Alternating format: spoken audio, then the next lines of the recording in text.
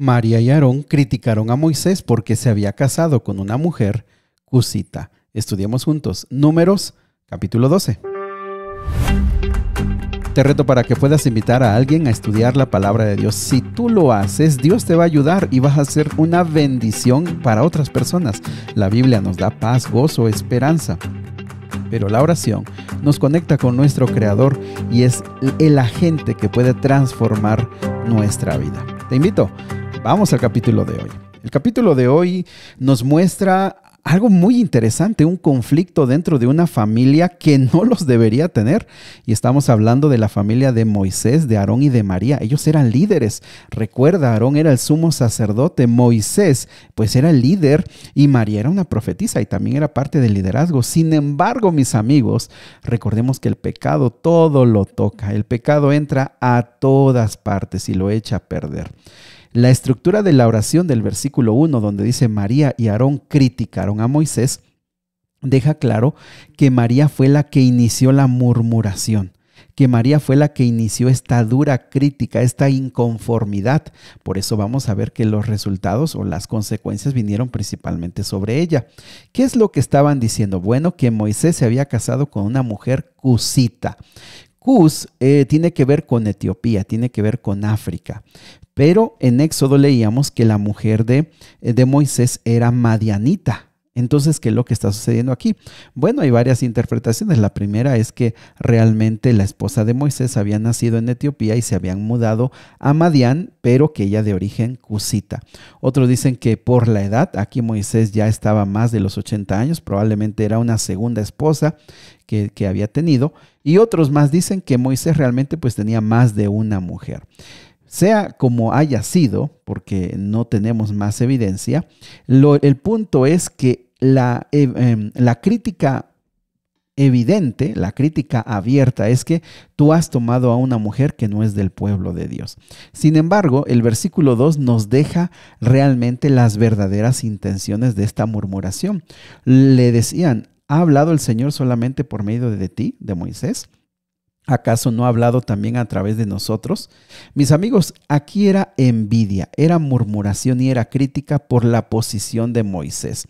Algunos sugieren que porque María no fue incluida dentro de los 70. ¿Te acuerdas? Ayer leíamos de los 70, de ese liderazgo selecto. Algunos piensan más que simplemente María dijo, bueno, si el Señor nos ha hablado, ¿por qué Moisés se siente más grande? También lo estaban acusando como de orgullo. Pero el versículo 2 dice que el Señor los oyó. Sin embargo, el versículo 3 dice que Moisés era muy humilde, más que cualquier otra persona en la tierra. Se piensa que este versículo fue agregado después de su muerte, ya que sería una contradicción que Moisés mismo dijera que él era muy humilde y pues haciéndolo así, escribiéndolo, pues se vería más bien como un tipo de soberbia. Mis amigos, les digo, esto no debería haber sucedido, no debería pasar, sin embargo sucede. Lo que vemos aquí es que no solamente tenían una crítica, una murmuración, celos, sino que también se estaban rebelando contra Dios. ¿Por qué? Pues porque Dios había instituido a Moisés como líder. Y saben que muchos de los conflictos dentro de la iglesia no son por la doctrina, sino regularmente son por los celos, por la ambición disfrazada de piedad.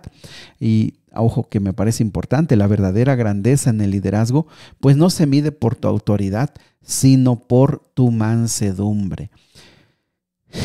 Qué difícil, ¿no? ¿Cuántos ministerios se destruyen por ataques externos? Muy pocos. Regularmente son por las rivalidades internas. Sin embargo, vemos aquí a Moisés como siervo de Dios, no necesitó defenderse, sino que su mansedumbre fue su mejor defensa. Así que, pues, un hombre humilde no lucha por su trono, porque se ha arrodillado delante de Cristo Jesús. ¿Cuál fue la respuesta? Bueno, el versículo 4 al 9 dice que Jehová descendió en una columna de nube y llamó a Aarón, a María al tabernáculo. Y entonces les dice, mira, ustedes no se han dado cuenta de lo que están diciendo. Yo hablo directamente con Moisés cara a cara. Yo a los profetas, yo les hablo por visiones, por sueños, pero yo a Moisés lo veo cara a cara. Ahí se resalta que pues realmente esta es una forma de expresarse porque no era literal. Realmente Jesús no conversaba rostro a rostro con Jehová, sino que él veía como su figura, es la idea, como su silueta. Pero la idea es eso, que no necesitaba intermediarios como una visión o como un sueño. Entonces ellos debieron haberlo pensado, debieron haberlo entendido. Así que el Señor les dice, por esta razón, porque ustedes están celosos, porque están murmurando, porque están criticando, porque se están sintiendo más grandes que este que realmente es humilde, yo los voy a castigar. Mis amigos, el Señor es el que entró en la defensa de Moisés, porque él veía en Moisés realmente un líder humilde, un líder lleno de mansedumbre. Y es que aquí nos deja muchas lecciones. La primera, mis amigos, hoy en estos tiempos pues tenemos la tendencia que el mundo tiene a criticar, a desconfiar de las instituciones. Hoy se critica mucho todo lo establecido y parece que está de moda y parece que también dentro de la iglesia, dentro del cristianismo también, a estar abiertos a criticar, a juzgar, a llamar a cuentas, a resistirse a la autoridad.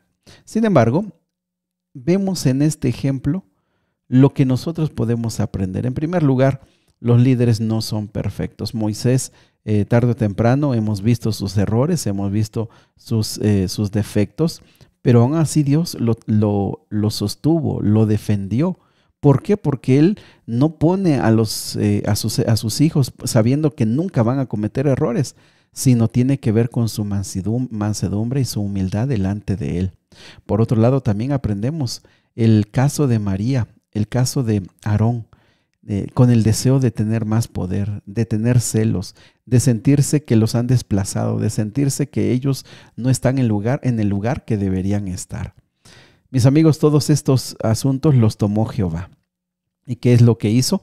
Él mismo tomó una determinación.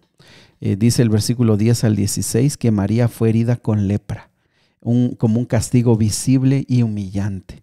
Aarón rápidamente reconoció su pecado y suplicó a Moisés intercediendo por María. Aunque también esa frase en hebreo deja ver más el temor de Aarón de ser contagiado también de una lepra que un arrepentimiento genuino, pero lo hizo. También aquí hay algo muy importante, un dato interesante, es que la lepra que en ese tiempo había en esa región, pues no era realmente la lepra que hoy se ha diagnosticado y se ha encontrado como la enfermedad de la lepra. Era un poco diferente, sin embargo, para ese tiempo era algo terrorífico.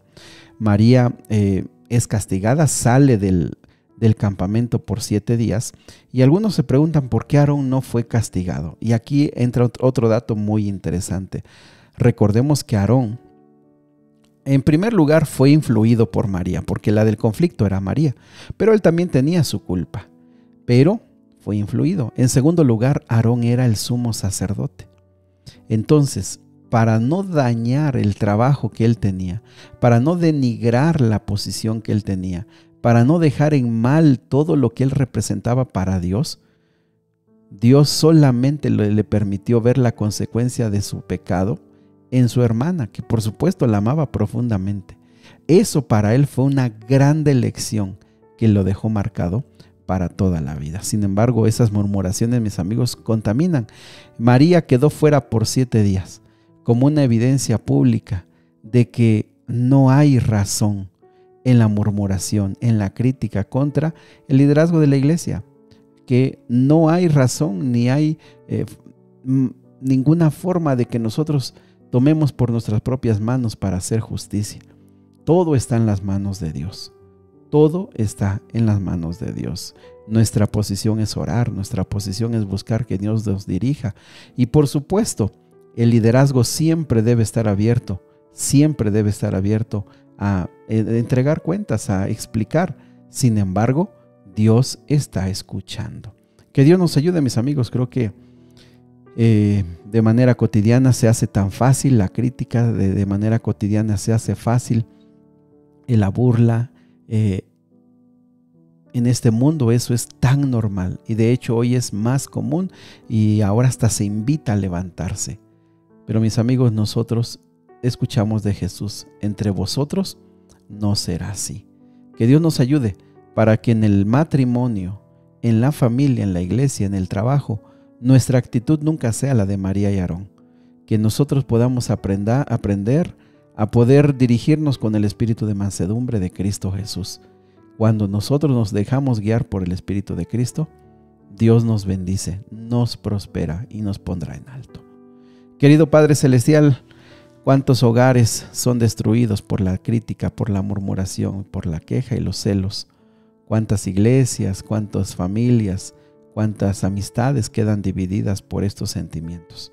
Ayúdanos, Señor, a aprender de este capítulo tan valioso y que cada uno de nosotros pueda evaluar su vida y su corazón. Te lo pedimos, Señor, en el nombre de Jesús. Amén. Que Dios te bendiga. Sigue orando. Pon todo en la mano del Señor. El Señor quiere escucharte.